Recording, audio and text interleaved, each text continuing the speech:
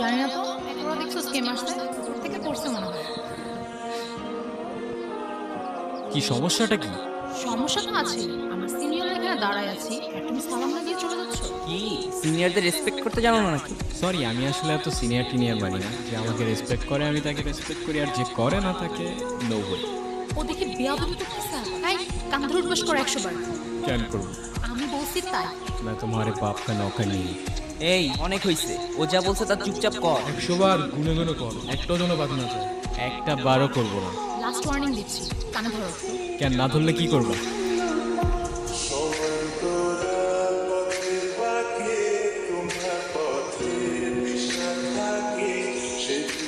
ওই প্রফেসর আসতেছে, পালা পালা।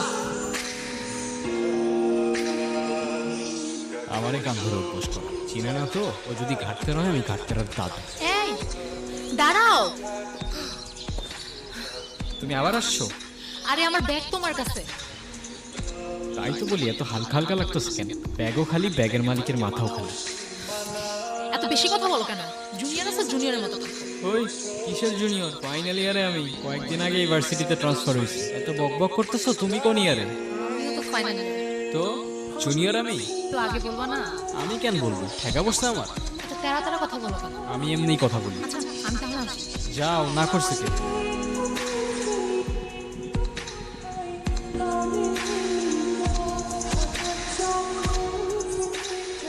এই কি অবস্থা? এই তো ভালো। কোথায় যাচ্ছ? ভার্সিটি, আর কই যাবো? আরে যে লাভ নেই, আজকে কোনো ক্লাস হবে না। তার থেকে বেটার চলো তোমাকে সবার সাথে পরিচয় করে দিই।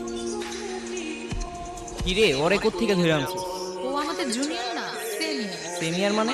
মানে ক্রেডিট ট্রান্সফার করে আমাদের ভার্সিটিতে আসছে। আচ্ছা যাই হোক, চল আমরা ট্রুথ অর ডেয়ার খেলি। এইখানে ট্রুথ অর ডেয়ার? হ্যাঁ, আমি খেলবো না ভাই, তোরা খেল। চল আমরাও ক্লাসে। মানে অন্য সময় কখনো ক্লাস করে না, আজকে ওদের সবার ক্লাস করতে হবে। আচ্ছা চল আমরাই শুরু করি। স্টার্ট করি। ট্রুথ। তুমি লাস্ট কবে কান্না করছিলে?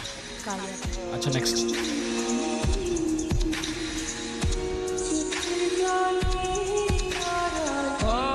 ট্রুথ। আচ্ছা তোমার কি আমাদের ভার্সিটিতে এসে কোনো মেয়েকে পছন্দ হয়েছে? না। ট্রুথ। তোমার ডেয়ারটা হচ্ছে তোমার মাকে ফোন দিবা আর বলবা, মা আমি তোমাকে খুব ভালোবাসি। কি হলো বুঝলাম না। তুই থাক, আমি আসতেছি। কি হলো আসলে যে? এমনি ভাল লাগতেছিল না। মন খারাপ তোমার? না। তাহলে কাঁদতেছো যে? কই কাঁদতেছি? আমি কি বাচ্চা নাকি যে কাঁদবো? আচ্ছা চলো তোমাকে তাহলে আমার একটা সিক্রেট জানাই। আমি যখনই আমার বাবাকে মিস করি তখনই বাবার সাথে কথা বলি। ওই যে ওইখানটায় থাকে আমার বাবা। আমার মায়ের উপর তোমার অভিমান থাকাটা স্বাভাবিক, কিন্তু আমি এইটুকু বলতে পারি তোমার মা আমাকে অনেক ভালোবাসে। বিশ্বাস না হয় তোমার মার সাথে একটা কথা বলি, আমার যা বলার আছে আজকে সব বলে ফেলো। মা, তুমি তো আমার সাথে কথা বলার সময় পাও। কেমন আছো মা? তোমাকে একটা কথা বলি, আই লাভ ইউ মা। আর অনেক বেশি মিস করি মা। ওই দেখো তোমার মাও তোমার সাথে আছে আর আমি।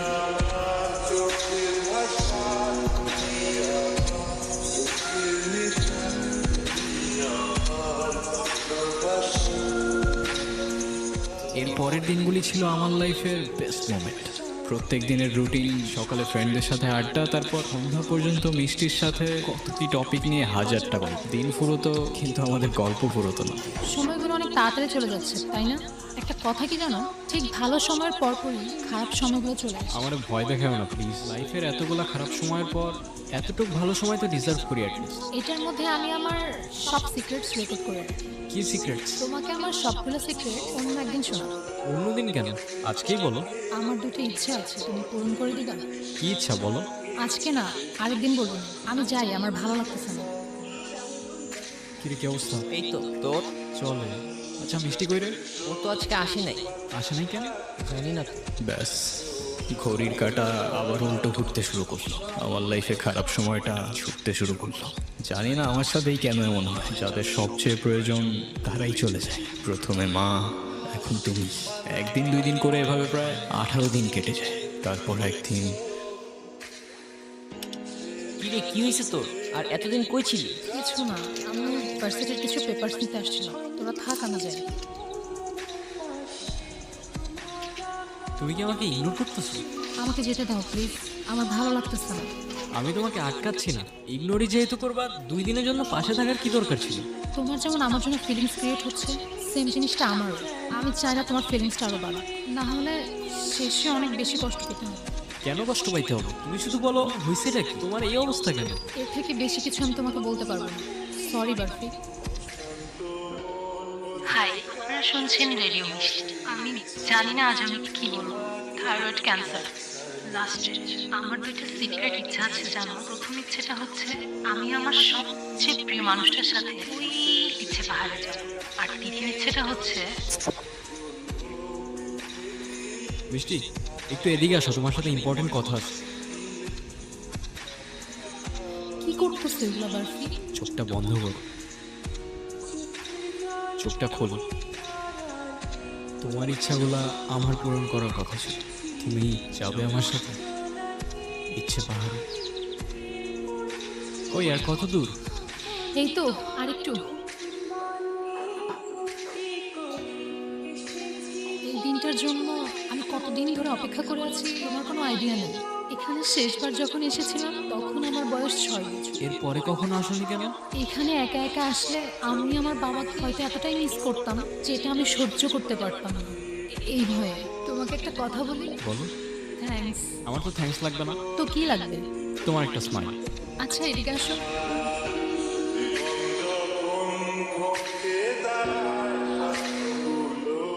আচ্ছা বার্ফি, তুমি তো আমার প্রথম ইচ্ছেটা পূরণ করবে, দ্বিতীয় ইচ্ছেটা পূরণ করবে না? আরে আর বললো না, যেই দ্বিতীয় ইচ্ছাটা শুনতে যাব ব্যাটারি শেষ। তুমি বলো, এখনই বলো তোমার দ্বিতীয় ইচ্ছা, আমি এখনই পূরণ করে দিচ্ছি।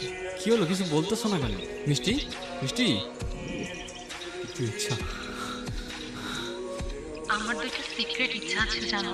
প্রথম ইচ্ছেটা হচ্ছে আমি আমার সবচেয়ে প্রিয় মানুষটার সাথে ওই ইচ্ছে পাহাড়ে যাব। আর দ্বিতীয় ইচ্ছেটা হচ্ছে আমার শেষ নিঃশ্বাসটা যেন ওই পাহাড়েই হয়। জানো, আমার বাবা আমার জন্য সেই পাহাড়ে উঠতে গিয়ে হার্ট অ্যাটাক করে। এরপর থেকে আমি কখনো সেখানে একা যাওয়ার সাহস করতে পারিনি। অনেকবার চেষ্টা করেছি, পারিনি। আমার এই শেষ ইচ্ছেটা যদি পূরণ হয় না, আমি আমার বাবার সাথে সারা জীবন এখানেই থেকে যাব। কষ্ট পেও না, তোমাকেও দেখছি আমি দূর থেকে। নথি কখনো বদলানো যায় না রে, নিজেকে আর কত দোষারোপ করবি? প্রতিটা বছর এই দিনে তুই এইখানে আসিস, কি লাভ আমারে বল? ট্রেন ছাড়ার সময় চলে এসেছি, চলে আসিস, ওয়েট করতেছি। তোমার ইচ্ছে তো পূরণ হয়ে গেল, কিন্তু আমি আবারও একাই রয়ে গেলাম। তুমি আর মা হয়তো দুজনেই আছো, কিন্তু অনেক দূরে। I miss you. আমি আসবো প্রত্যেকটা বছর তোমার ইচ্ছে পাহাড়ে।